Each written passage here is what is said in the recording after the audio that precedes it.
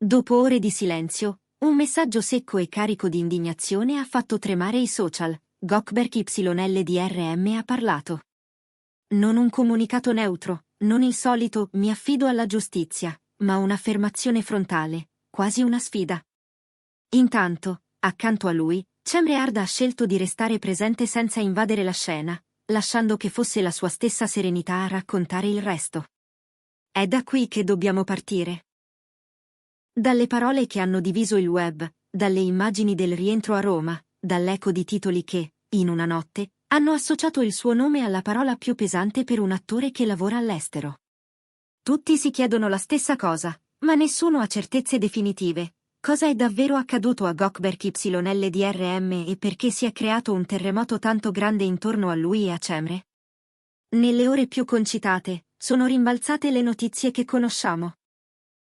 Fermato per essere ascoltato nell'ambito di un'inchiesta di cui non venivano specificati i contorni, lasciato andare in breve tempo, un flusso di titoli insinuanti, una tempesta di commenti.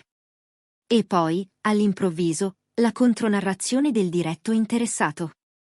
Davvero credete che in un periodo in cui piovono controlli su tanti volti noti io sarei andato in giro con cose del genere?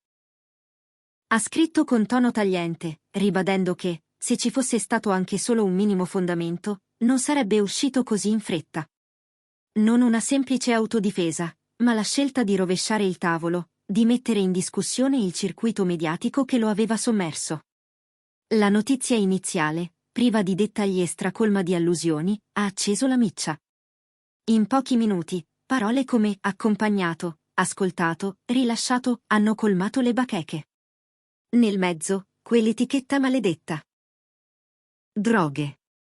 Non c'è termine che pesi di più sulla reputazione di un artista, soprattutto se ha costruito negli anni una carriera internazionale, un'identità che va oltre i confini e parla a un pubblico che non segue il pettegolezzo quotidiano.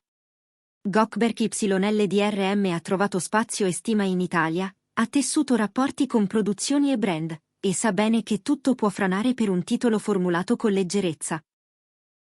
Ed è qui che il suo discorso ha assunto i toni di una battaglia di immagine, non solo legale. Non appena ha lasciato gli uffici competenti, ha rotto la quiete con una presa di posizione inusuale. Ha detto che la vicenda è stata gonfiata, che la sproporzione tra i titoli e i fatti reali è stata offensiva, e che la rapidità con cui è uscito parla da sola. Non ha limitato il suo messaggio a una platea domestica, ha scelto un pubblico più ampio. Con un post in italiano, ha raccontato di essere tornato a Roma e di voler continuare da dove aveva interrotto. Poco dopo, anche Cemre Arda ha condiviso un'immagine senza fronzoli, 2 mani intrecciate e la scritta che bastava da sola, si va avanti. Non ha bisogno di altro, il pubblico ha capito il segnale. Il passaggio più discusso?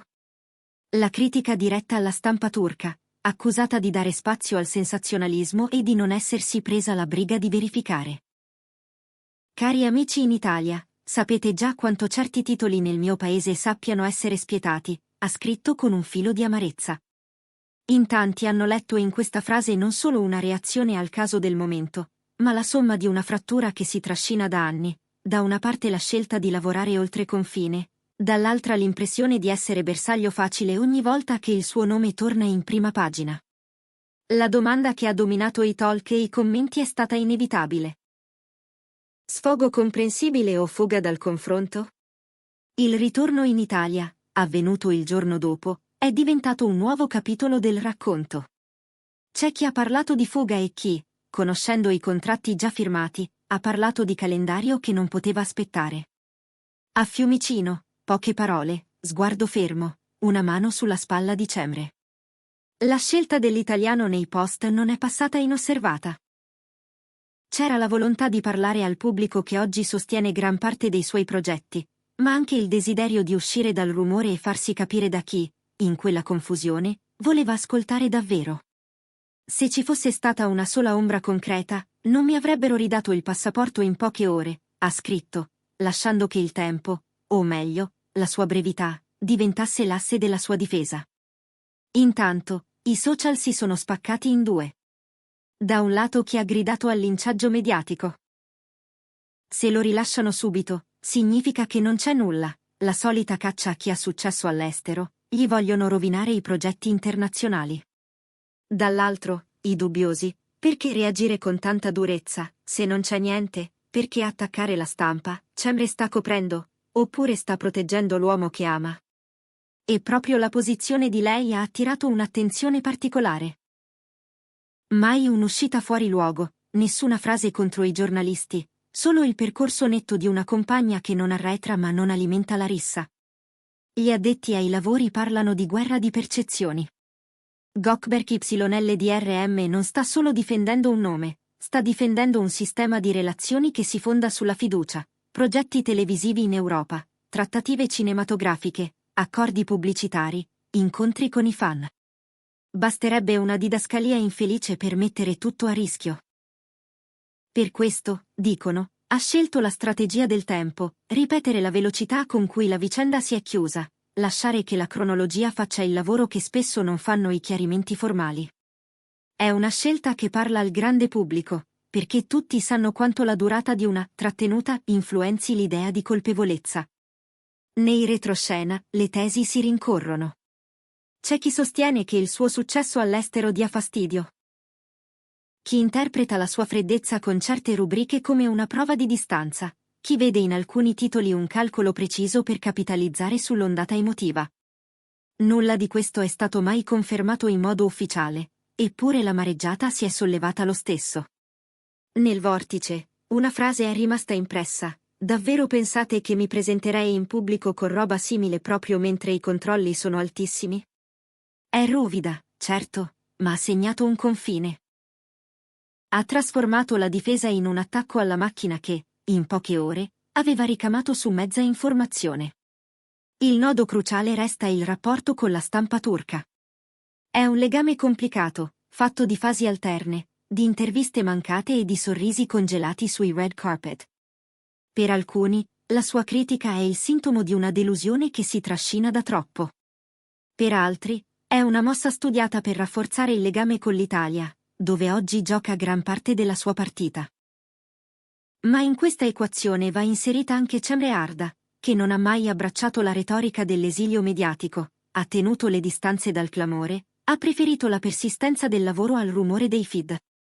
Nella coppia, dicono, è lei a regolare la bussola emotiva quando il vento si alza.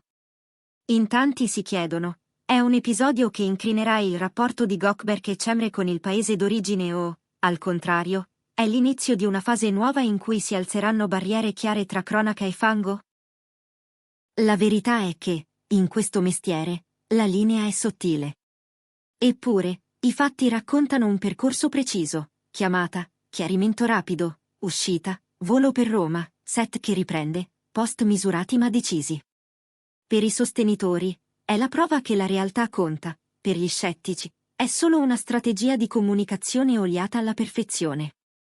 In mezzo, una cosa non si può negare: l'impatto d'immagine è stato enorme. Gli analisti della comunicazione notano come la coppia abbia spartito i ruoli in modo chirurgico. Gökberk, la voce che graffia, che alza il tono contro i titoli accusatori; Cemre, la postura che pacifica, che risponde con il lavoro e lo sguardo dritto alle telecamere senza cadere nella trappola della frase scontro. È probabilmente questo equilibrio ad aver impedito che la diga cedesse nei minuti peggiori. Eppure, il prezzo c'è.